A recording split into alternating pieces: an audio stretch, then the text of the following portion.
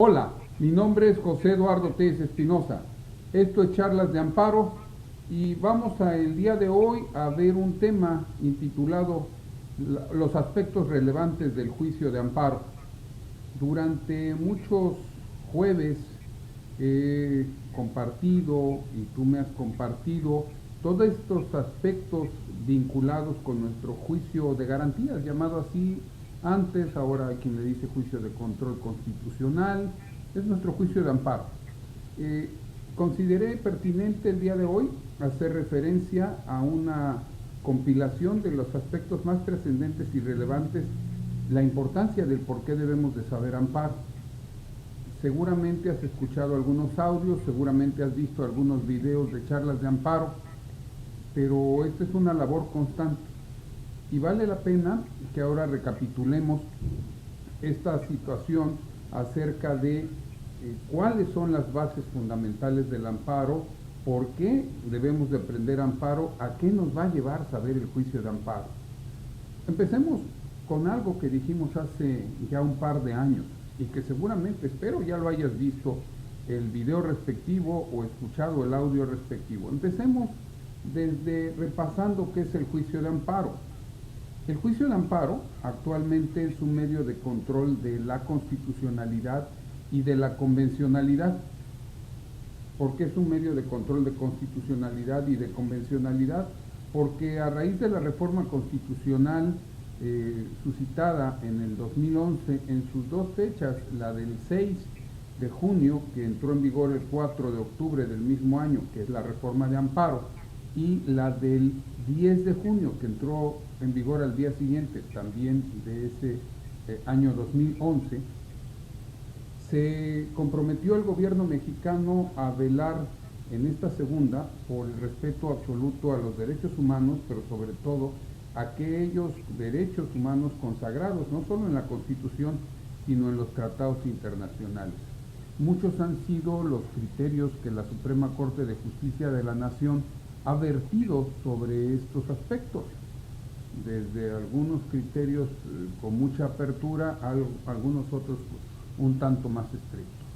Pero reitero, se le llama medio de control de la constitucionalidad. ¿Por qué? Porque salvaguarda la constitución política de los Estados Unidos mexicanos. Eso es algo indispensable que sepamos, normalmente lo digo en todas mis charlas. Al momento que se nos olvida que el juicio de amparo es un medio de control constitucional o medio de control de la constitucionalidad, podemos llevar a nuestro juicio pues a volverlo nada más una tercera instancia revisora de legalidad, y esa no es la finalidad del juicio de amparo. La finalidad del juicio de amparo es que se vuelva una instancia de control de la constitucionalidad. Significa que voy a verificar a través del juicio de amparo si se respetó la Constitución Federal, la Constitución Política de los Estados Unidos Mexicanos. ¿Por qué es importante saberlo? Porque esto va a incidir desde luego hasta en la redacción de tus conceptos de violación. En ocasiones se ven conceptos de violación que parecen más agravios, parecen más aspectos nada más relacionados con la legalidad, siendo que, si bien es cierto, la Suprema Corte de Justicia de la Nación, cuando hizo el análisis del entonces artículo 79 de la Ley de Amparo, nos dijo que no era indispensable la figura del silogismo, sin embargo, y que con ello bastaba la causa de pedir, sin embargo, sí es pertinente que ocupemos el silogismo al redactar un concepto de violación. La forma de redactar un concepto de violación es por demás sencilla. Tu premisa mayor es el artículo de la Constitución que consideras que se viola. Tu premisa menor es qué dijo la autoridad responsable, o qué sostuvo la autoridad responsable, o qué no hizo la autoridad responsable, o cuál es la norma general de la autoridad responsable. ¿Lo ves? Constitución Política de los Estados Unidos Mexicanos en un primer párrafo, en un segundo párrafo, en una segunda parte de nuestra premisa, es cuál es el acto, cuál es la norma general, cuál es la omisión en la parte conducente.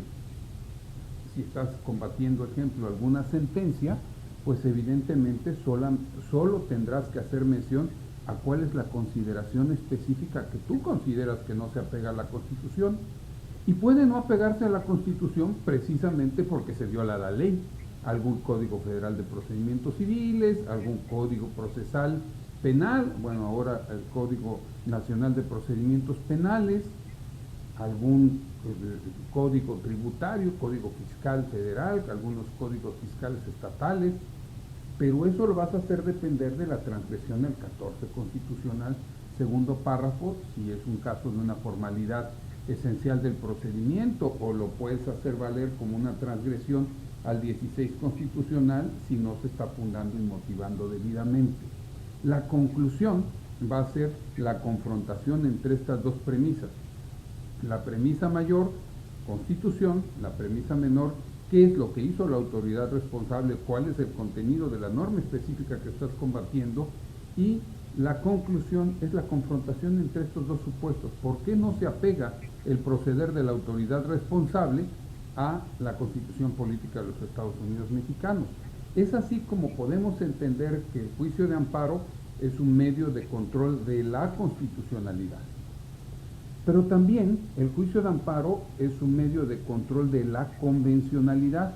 ¿Por qué? Porque a través de los tratados internacionales se salvaguardan, se protegen los derechos humanos, ya en más de una ocasión, ya regulados debidamente en nuestra normatividad, pero en ocasiones hay algunos derechos que no han transitado ello, y entonces se protegen los tratados internacionales. Y bueno, eventualmente, aunque no se protegen porque no son obligatorios, pero te podrás encontrar algún otro tipo de convenciones que no son obligatorias, que comúnmente se le llama soft law. Entonces, ellas pues también podrás plantearlas y dependerá del juzgador que resulten ilustrativas para ello, ¿no? Entonces, si hicieras un concepto de violación donde plantees la transgresión a algún derecho humano previsto en un tratado, tu premisa mayor tiene que ser el artículo del tratado que establece ese derecho humano. Tu premisa menor tiene que ser la ley o norma general reclamada, el acto o la omisión de la autoridad responsable. Y la conclusión sería la confrontación, decir, bueno, fíjate que cuando la autoridad responsable hizo tal consideración, no tomó en cuenta que en este caso las convenciones, los tratados internacionales, los pactos, dan una protección a un derecho humano y este no fue salvaguardado. Como ves, hacer un concepto de violación es por demás sencillo. Más de una ocasión he platicado con alumnos, con compañeros, con amigos, que a lo largo de este recorrido a través de la República Mexicana, en mis días de asueto, he podido realizar de manera honorífica, como te consta, en donde la intención es precisamente impartir justicia a través de ello. Si tú vas entendiendo el concepto del juicio de amparo, pues va a haber más justicia en México. No significa que no la haya, claro que hay justicia, pero cada vez podemos mejorar más. Entonces, medio de control de la constitucionalidad y de la convencionalidad. ¿Queda claro esa parte? Ahora te invito a que pensemos sobre qué se va a controlar esta Constitución y estas convenciones o tratados o pactos. A raíz de la reforma constitucional del 2011 y después se ve repercutida en el artículo 1 de la Ley de Amparo 103 de la Constitución, el juicio de amparo sirve para velar por la constitucionalidad y la convencionalidad e indirectamente por la legalidad, como ya expliqué, de las normas generales, de los actos o de las omisiones. Y dependiendo cuál de estos tres es lo que estás combatiendo, es lo que se va a generar el efecto del juicio de amparo. ¿Para qué te va a servir? Regresamos. El juicio de amparo es un medio de control de la constitucionalidad y de la convencionalidad de las normas generales, actos y omisiones. ¿Ok? ¿Qué son las normas generales? Mira, en el artículo 114, fracción primera de la anterior ley de amparo, 107, fracción primera de la nueva ley de amparo, se establece el concepto de, antes ley, ahora norma general, y la nueva ley de amparo lo que vela precisamente es por darnos una mayor claridad. ¿Qué nos establece este artículo 107, fracción primera de la Constitución? 107 fracción primera de la ley de amparo, reproduciendo el 103 fracción primera de la Constitución. Fracción primera, el amparo indirecto procede, fracción primera, contra normas generales que por su sola entrada en vigor o con motivo del primer acto de su aplicación causen perjuicio al quejoso. Para los efectos de esta ley se entiende por normas generales, entre otras, los siguientes: los tratados internacionales aprobados en los términos previstos en el artículo 133 de la Constitución Política de los Estados Unidos Mexicanos, salvo aquellas disposiciones en que tales tratados reconozcan derechos humanos, las leyes federales, y en fin, sigue haciendo un catálogo. Pero al final dice, inciso G, los decretos, acuerdos y todo tipo de resoluciones de observancia general. Ergo, lo que podemos concluir es que por norma general es cualquier ordenamiento, acuerdo, resolución de observancia general. Esto es, que no vaya dirigido específicamente a una persona, sino que vaya dirigido a una colectividad de sujetos que pueden encuadrar en esa norma. De ahí pues que se haya suprimido el concepto ley, que estaba contemplado constitucionalmente, sustituyéndolo por el concepto norma general. Y de esta forma, cuando tienes una norma general, puedes combatirla, ya sea como autoaplicativa o como heteroaplicativa. Por cierto, y está desarrollado en los otros videos, hablar de normas generales autoaplicativas y heteroaplicativas es indispensable, primero para que ubiquemos cuál es la forma de afectación que genera al gobernado. Habrá algunas normas generales autoaplicativas que afectan al gobernado desde que se publican, desde que entran en vigor. Esa norma general autoaplicativa no requiere que se individualice de forma alguna, sino es suficiente con que se haya publicado y entonces tú sabes como gobernado que te afecta a ti. No se requiere ningún acto posterior para que te afecte, sino desde su entrada en vigor ya te está afectando. Siendo así, es donde la norma general autoaplicativa tiene dos formas de combatirse. Dentro de los 30 días a partir de que entró en vigor, ¿eso dónde está previsto? Artículo 18 de la Ley de Amparo. 30 días a partir de su entrada en vigor. Te invito a que leas ese artículo y en el artículo vas a encontrar que establece los plazos a que se refiere el artículo anterior. Se computarán a partir de el día siguiente en que surte efectos conforme a la ley del acto, la notificación del quejoso acto o del acto de resolución que reclame, o aquel en que haya tenido conocimiento o se ostente sabedor del acto reclamado o de su ejecución, salvo el caso de la fracción primera del artículo anterior.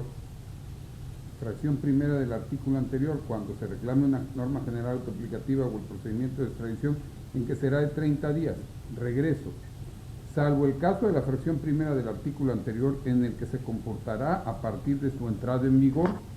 Entonces, a partir de ese momento tienes las normas autoaplicativas, tienen la posibilidad de ser combatidas a través de de su publicación, y se tienen 30 días para hacerlo. Si no lo combatiste en ese momento, entonces tienes una segunda oportunidad para combatir la norma, que son 15 días con motivo de su primer acto de aplicación. Eso es técnica tradicional del juicio de amparo. Y entonces las normas autoaplicativas puedes combatirlas en dos ocasiones excluyentes: o cuando entra en vigor dentro del plazo de hasta 30 días, o a partir de su primer acto de aplicación dentro del plazo de 15 días. Hay otro tipo de normas que se llaman heteroaplicativas. Entran en vigor y a ti no te afectan. Ejemplo, oiga, el que adquiera una casa tendrá que pagar tanto. Bueno, pues yo no tengo casa, no me está afectando a mí en ese momento. Cuando compra mi primera casa, entonces a partir de ese momento me afecta. El esquema es heteroaplicativo para el gobernante. Entonces ese tipo de normas solamente pueden ser combatidas con motivo de su primer acto de aplicación, y ahí tienes hasta 15 días. En ocasiones he escuchado a nivel nacional que dice, oiga, ¿sabe qué? Si no la combatí como autoaplicativa, la voy a combatir como heteroaplicativa. No, No es así, ¿por qué? Porque las normas generales nacen autoaplicativas, mueren autoaplicativas, o nacen heteroaplicativas, mueren heteroaplicativas. No es que dependa de tu elección darle la característica de una u otra.